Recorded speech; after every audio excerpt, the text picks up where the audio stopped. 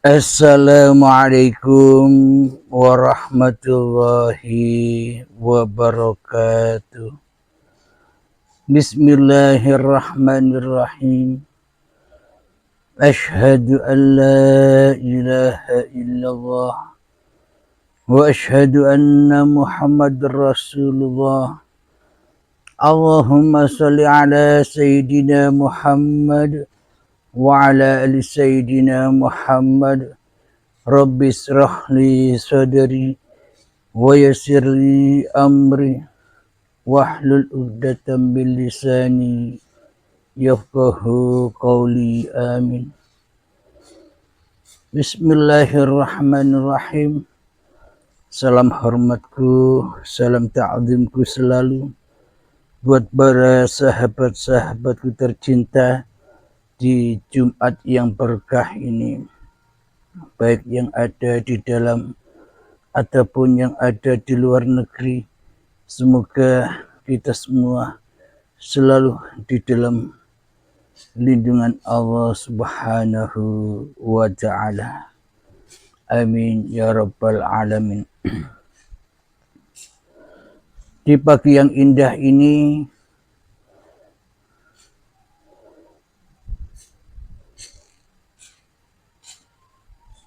akan kaji sebuah tema. Aku dipuji Allah. Aku dipuji Allah. Dan aku dipuji Allah. Selama ini kita merasa sudah memuja-muji Allah. Selama ini seolah-olah kita sudah mengabdi kepada Allah. Selama ini seolah-olah kita sudah memahabesarkan Allah. Seolah-olah kita selama ini memaha-adakan Allah. Selama ini seolah-olah kita memaha-agungkan Allah. Selama ini seolah-olah kita sudah memaha-muliakan Allah. Akan tetapi semua itu hal yang dimarah Allah. Kenapa? Karena kita yang jadi Tuhannya di dalam kehidupan ini. Kenapa? Karena kita yang merasa memuja dan memuji Allah. Kenapa?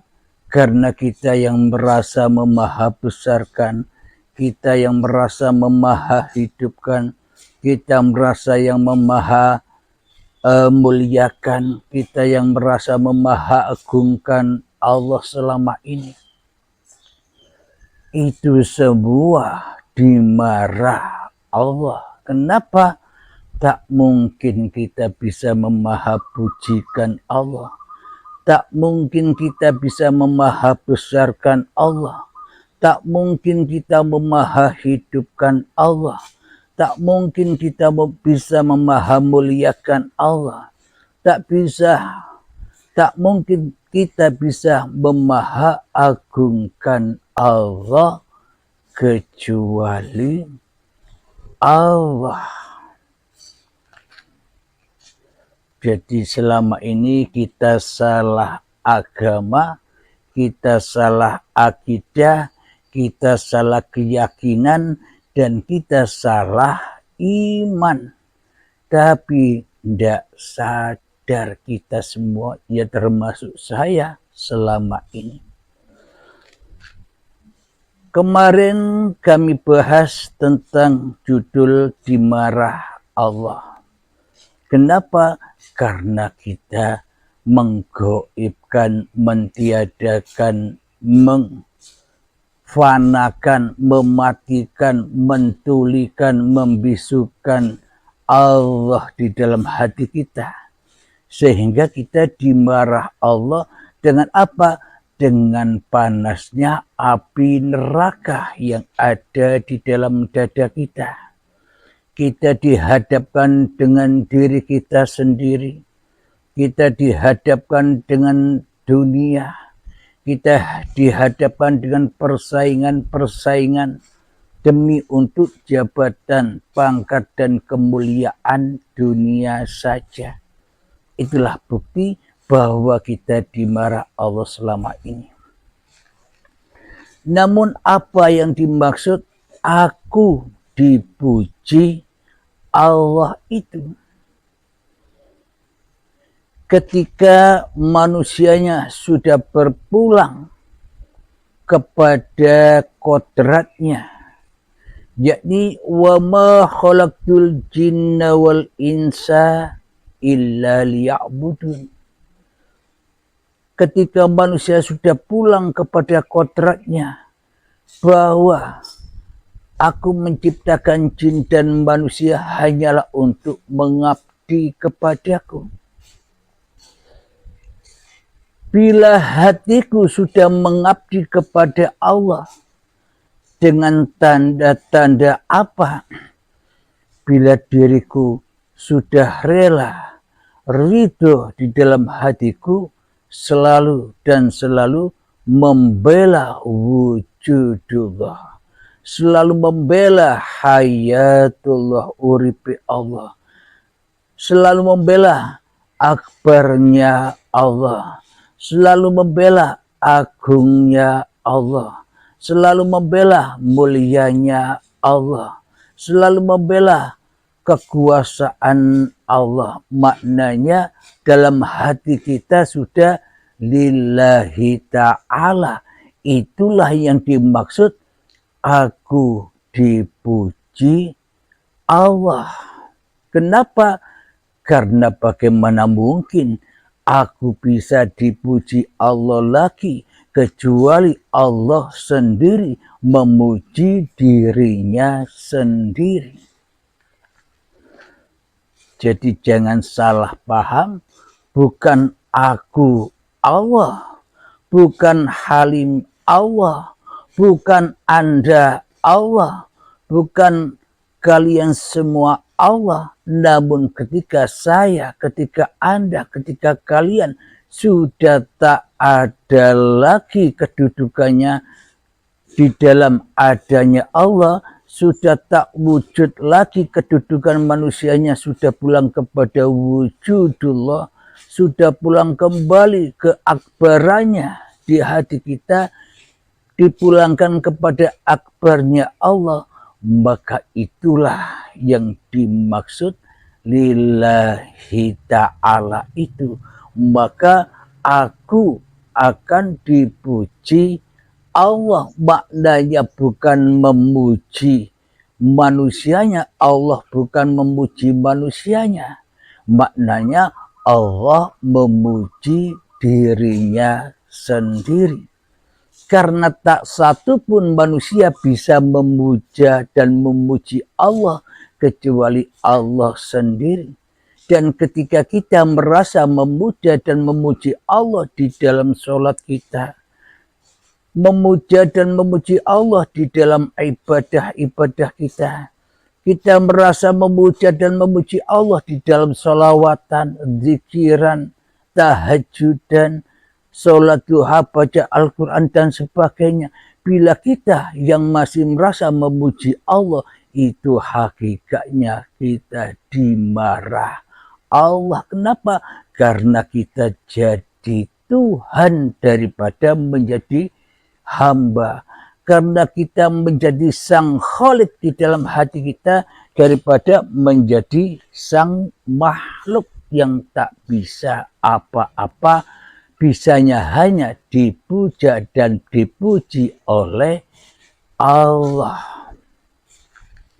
Sama halnya ketika kita bisa membuat sesuatu, maka setelah jadi perakitan yang kita buat itu, sesuatu itu ketika sudah selesai pembuatannya, pasti kita memuja dan memuji diri kita sendiri atas selesainya apa yang kita buat. Seumpama para ibu-ibu yang membuat masakan-masakan yang enak. Setelah diciptakan masakan-masakan yang enak itu, setelah diincipi atau dimakan oleh orang lain mengatakan masakanmu enak. Nah, disinilah yang dimaksud sang pencipta atau ibu-ibu itu di dalam hatinya memuja dan memuji dirinya sendiri atas apa yang sudah diciptakannya, atas apa yang sudah dibuatnya. Sama juga seperti Allah. Allah memuja dan memuji apapun ciptaan-ciptaannya. Jadi logikanya, jadi kenyataannya, apakah mungkin makanan-makanan yang dibuat ibu-ibu itu bisa memuja dan memuji ibu yang membuatnya? Apakah motor, mobil yang sudah diciptakan, yang sudah jadi itu, motor dan mobilnya atau baju yang kita pakai ini bisa memuja dan memuji diri kita? Jangankan mobil, motor, kue dan sebagainya yang sudah diciptakan manusia itu bisa memuja dan memuji kita sebagai penciptanya.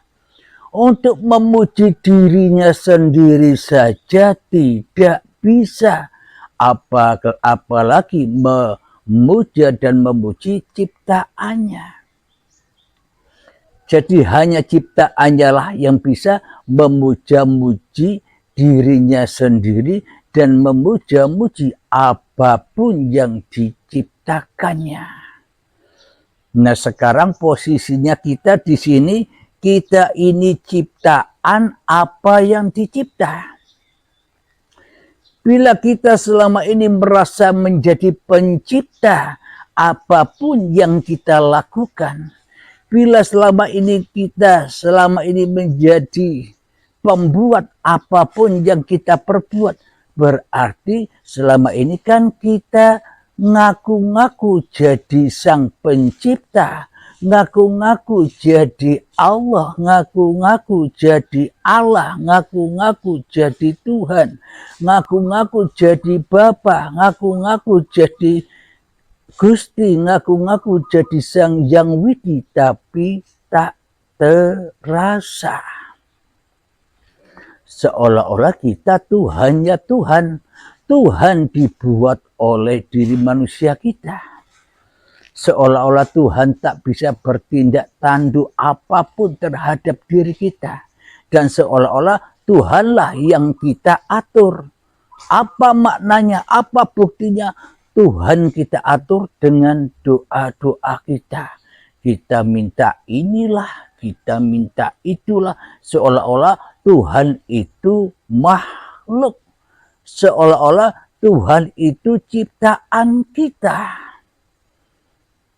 Karena seolah-olah Tuhan itu lebih dulu kita daripada Tuhan. Apa maknanya? Kita awal lebih dulu, lebih mengenal diri kita sendiri daripada mengenal Tuhan.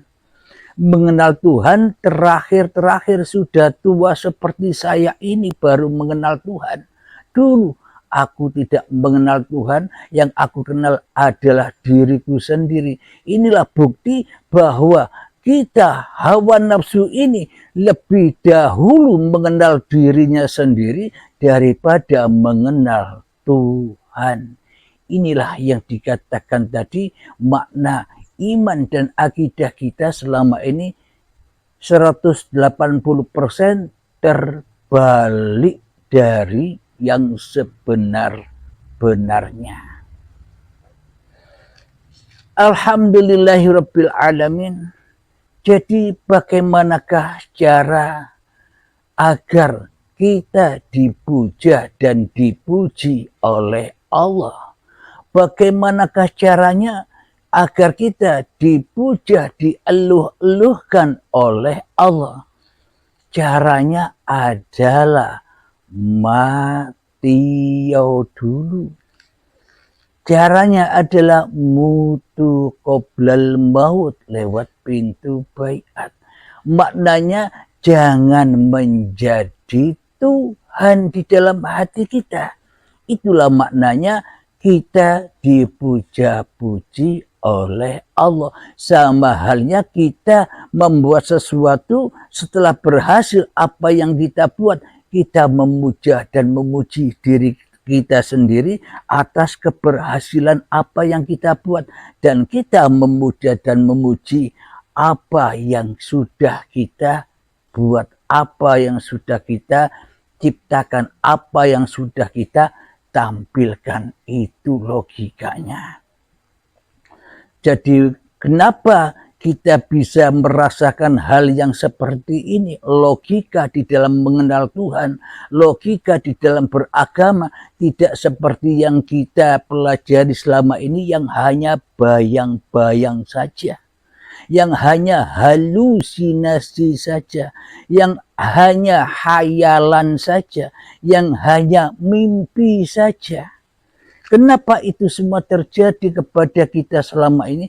Karena kita selama ini tidak sadar bahwa diriku, bahwa diri Anda, dan bahwa diri seluruh manusia itu adalah al-insanu sirri wa ana sirruhu. Manusia itu adalah rahasia dan akulah yang merahasiai manusia. Kita selama ini tidak sadar ini. Ini kunci dari kekufuran, ini kunci dari belenggu-belenggu setan dan hawa nafsu kita selama ini, agar kita tidak kembali kepada Allah dan agar kita selama ini supaya jadi Tuhan terus, supaya mudah diadu domba antar manusia dengan manusia yang lain. Tujuannya agar mudah diadu domba antar pemeluk agama Islam. Sama-sama Islamnya diadu domba, sama-sama Muslimnya diadu domba. Kenapa? Karena kita selama ini lebih mempertuhankan iblis dan setannya masing-masing. Karena kita selama ini lebih membela akidah dan imannya masing-masing. Padahal iman dan akidahnya salah semua, tapi yang diperebutkan atau kita mencari pembenaran atas kesalahan-kesalahan kita sendiri, sehingga hati kita dibakar, sehingga hati kita diadu domba oleh iblis dan setan. Itu berarti tempat kita selama ini belum beragama Islamnya Allah. Kita selama ini sudah di dalam neraka kumpul setan. Kenapa? Karena diri kita sendiri inilah setannya. Maka dibakar selalu hatinya dengan urusan-urusan yang selain Allah. Itulah tanda-tanda orang yang dimarah Allah itu. Maka kali ini saya beri judul kebalikannya. Aku dipuja dan dipuji oleh Allah. Bukan aku yang bisa memuja dan memuji Allah, seperti halnya kue, seperti halnya masakan, seperti halnya segala sesuatu yang sudah kita ciptakan. Yang diciptakan itu benda mati, tak akan bisa memuja dan memuji kita. Hanya kitalah yang bisa memuja dan memuji diri kita sendiri atas keberhasilan kita di dalam membuat segala sesuatu, dan hanya diri kitalah yang memuja-muji apa hasil dari apa yang kita ciptakan. Jadi begitu. Jadi mana mungkin Abdul Halim, mana mungkin kita semua umat manusia bisa memuja dan memuji Tuhannya. Bila manusianya masih ada, hakikatnya yang dipuja dan dipuji bukan Tuhan, tapi iblis. Tapi hawa nafsunya sendiri yang pura-pura memuja dan memuji Tuhan, supaya manusia bisa melihat bahwa kita ini sudah bertuhan. Kenapa? Karena selama ini kita bukan mentuhankan Tuhan, tapi kita mentuhankan manusia. Kita mencari nilai kebaikan diri kita dari manusia. Kita mencari penilaian kebenaran, kebaikan kita dari manusia. Kita tak pernah mencari nilai di sisi Tuhan. Kenapa? Karena kita tak bertuhan. Kenapa? Tuhannya tidak ada. Kenapa? Tuhannya tidak hadir. Kenapa? Tuhannya gaib. Jadi ciri khasnya bila Allah, bila Tuhan, bila Allahnya tak ada di dalam hati kita, Allahnya gaib di dalam hati kita, Allahnya tak nyata di dalam hati kita, otomatis kita inilah setan itu. Ya termasuk saya setan juga. Alhamdulillahirabbil alamin. Jadi cara agar kita dipuja dan dipuji oleh Allah harus apa? Menengok, diamo, hadapi saja apa kodok dan kodarnya Allah. Jangan menghadapi kodok dan kodarnya hawa nafsu. Jangan menghadapi kodok dan kodarnya iblis. Maknanya perbuatan baik dan buruk. Maknanya perbuatan taat dan maksiat. Maknanya perbuatan yang membuat ada pahala dan ada dosa. Itu diperbuat oleh diri manusia kita. Bila kita yang masih merasa berbuat, maka kita terhukumi itu semua. Kita dibelenggu oleh syariat-syariat manusia. Kenapa? Karena kita manusia. Karena kita wajib dibelenggu. Karena kita sudah ingkar kepada Tuhannya.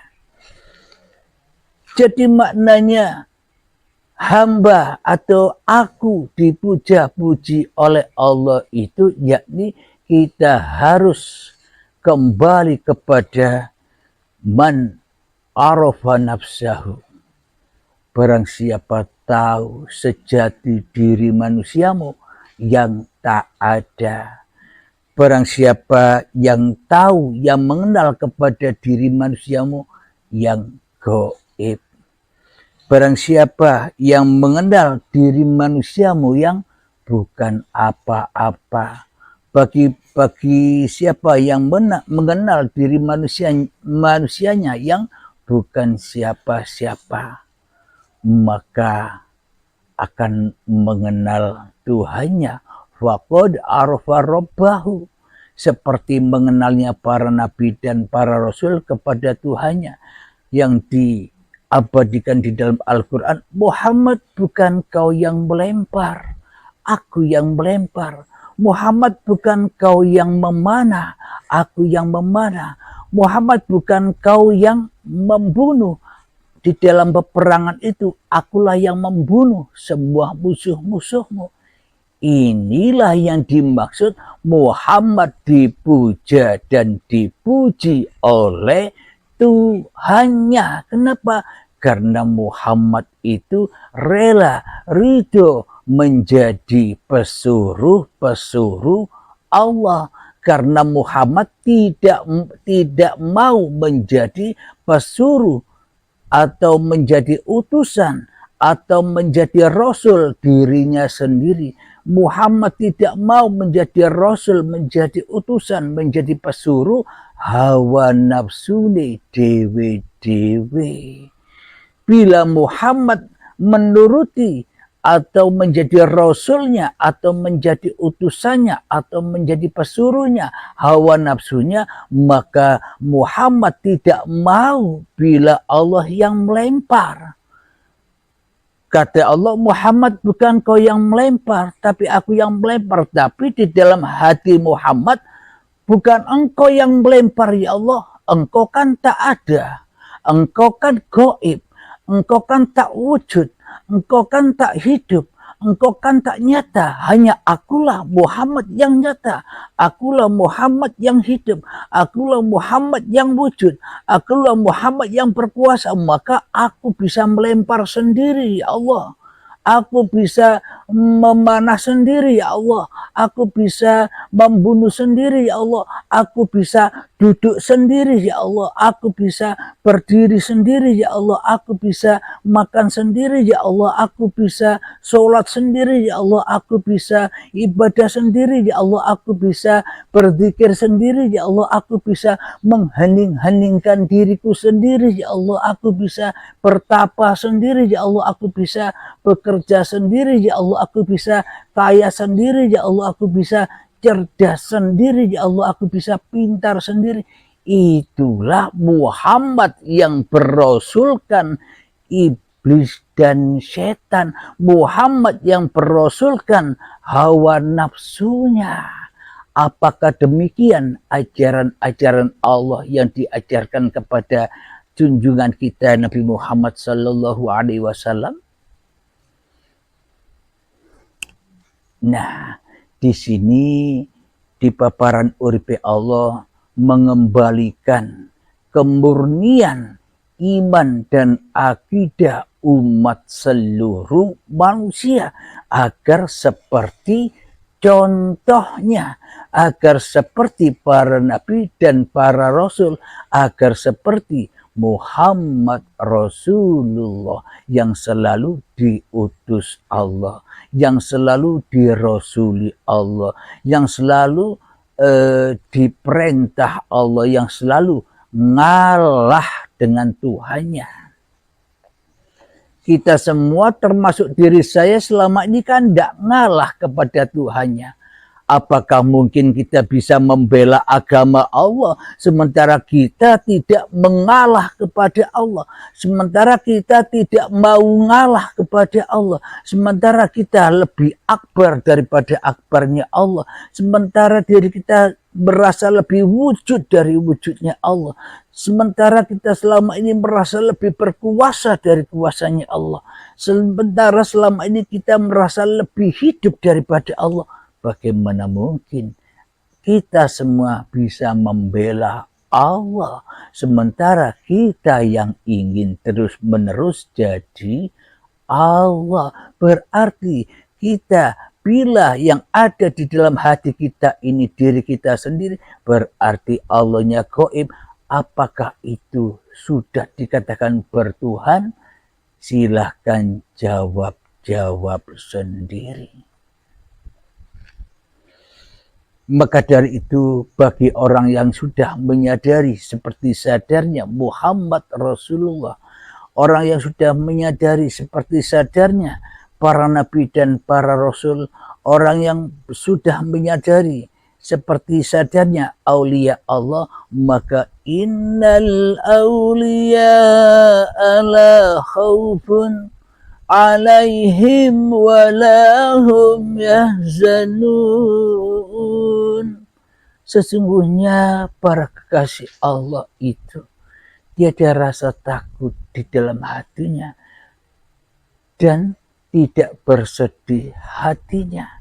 Para kekasih Allah itu selalu membela Allah, selalu membela dinullah, membela agama Allah, membela jalan kembali kepada Allah daripada membela dirinya sendiri, daripada membela jalan menuju hawa nafsunya sendiri. Inilah pelajaran yang original dari para nabi dan rasul. Dulu para nabi dan para rasul, bahkan Nabi Muhammad dan seluruh aulia Allah ngajarnya, menuntun sahabat-sahabatnya, ngajarnya, menuntun kepada manusia. Ya seperti ini. Persis. Inilah originalnya babakan hati. Akhirnya manusia yang tidak bisa memahami, manusia yang tidak dikehendaki paham oleh Allah, maka babakan hati hanya menjadi hukum-hukum syariat saja. Maka hukum syariat lebih disembah daripada hukum hakikat makrifatnya. Hukum dirinya yang lebih diikuti, hukum manusianya yang lebih diagung-agungkan daripada hukum Tuhannya. Maka dari itu manusia dibelenggu oleh syariat-syariatnya sendiri. Manusia dihukum oleh syariat-syariatnya sendiri. Manusia dipenjara oleh syariat-syariatnya sendiri. Manusia dibakar dengan syariat-syariatnya sendiri. Kenapa? Karena manusia lebih membela dirinya sendiri daripada membela Tuhan yang telah menciptakan dirinya. Selalu dimarah dan dimarah Allah, selalu dibakar dan dibakar Allah, selalu disesat-sesatkan oleh Allah. Kenapa? Ya karena itulah jaiznya Allah. Inilah panggung sandiwara ini bagi orang-orang yang sudah kembali kepada rahmatullah, maka akan tahu rahasia alam semesta ini, maka akan tahu rahasia Allah. Ketika manusianya sudah tidak tahu Allah, apalagi tahu dirinya. Bagaimana caranya agar manusia bisa tahu sebuah rahasia Allah? Caranya bagaimana? Ya jangan merasa tahu, itulah tahu. Bagaimanakah caranya manusia bisa beriman kepada Allah? Ya jangan merasa beriman, itulah iman. Maknanya bila kita sudah rela, ridho kembali kepada Allah, maka kita akan kembali ke tempat di mana Adam berada, yakni surganya Allah. Katanya kita anak cucu Adam, anak cucu yang tidak ada. Tapi kenapa kita selama ini menjadi anak cucunya setan? Ya dibakar terus di dalam neraka abadan abada selama-lamanya hingga waktu yang ditentukan. Kapan? Syakaratul maut. Itulah akhir zamannya seluruh manusia. Tinggal kita kepingin selamat sebelum ajal menjemput, apa bebarengan dengan ajal menjemput, yang mana semua harta-harta diambil semua, semua ilmu-ilmu diambil semua dengan paksa dan siksa, diambilnya amal-amal yang kita lakukan, diambilnya raga dan hidup ini dengan paksa dan siksa. Diibaratkan, kata Imam Al-Ghazali, seperti kambing disayat hidup-hidup, dipisahkan antara kulit dan dagingnya, itu masih 1000 kali sakitnya. Kita ditinggal dunia, kita meninggalkan dunia. Kenapa? Karena kita sudah dididik lama oleh iblis dan setan untuk takut kepada kematian. Kenapa kita dididik supaya kita takut kepada kematian? Dan kenapa kita dididik hanya untuk mencintai dunia saja di dunia ini? Supaya kita selalu bersama iblis dan setan, supaya iblis dan setan ada temannya di dalam neraka ini. Dunia inilah neraka itu. Jadi sebenarnya orang-orang yang sudah mati, orang-orang yang mutu qoblal maut, orang-orang yang sudah berbaiat, ia akan merasakan kebahagiaan di dalam kematiannya. Kenapa? Karena yang ada hanyalah puja dan pujinya Allah atas segala ciptaannya. Hanya puja dan pujinya Allah yang memelihara, yang menjaga, yang mencukupi kekasih-kekasihnya. Allah lah yang mencukupi semua makhluk-makhluknya. Bila kita sudah menyadari bahwa mati itu enak, maka kita tak akan pernah takut mati lagi.